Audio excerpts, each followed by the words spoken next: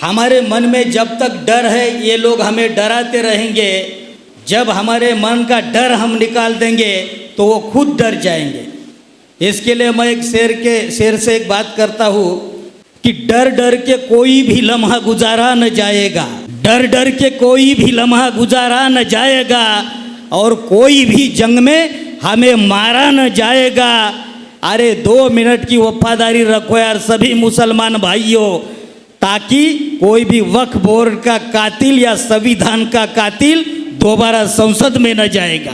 पहले हमें वहाँ से इनको रोक लगानी पड़ेगी, चाहे वक्फ बोर्ड का सब्जेक्ट हो या चाहे हमारे महाबोधि महाविहार का सब्जेक्ट हो, सेम है।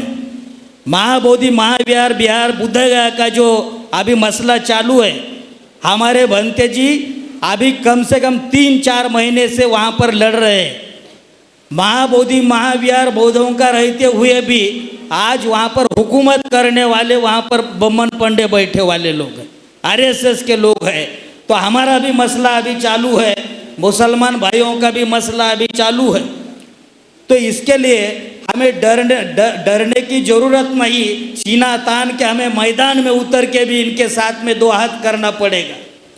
क्योंकि बाबा साहब की और एक बात मुझे याद आती है, अन्यायाचा प्रतिकार करत असताना, अन्यायाचा प्रतिकार करत असताना तुम्हाला मृत्यू आला तरी चालेल, तुमची भावी पिढी तुमच्या मृत्यूचा बदला घेतल्याशिवाय राहणार नाही।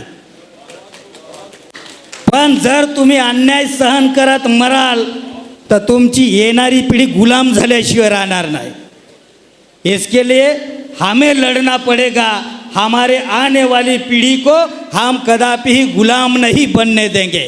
चाहे हमारा बलिदान गया तो भी चलेगा, लेकिन आने वाली कौम के लिए हमें काम करना पड़ेगा।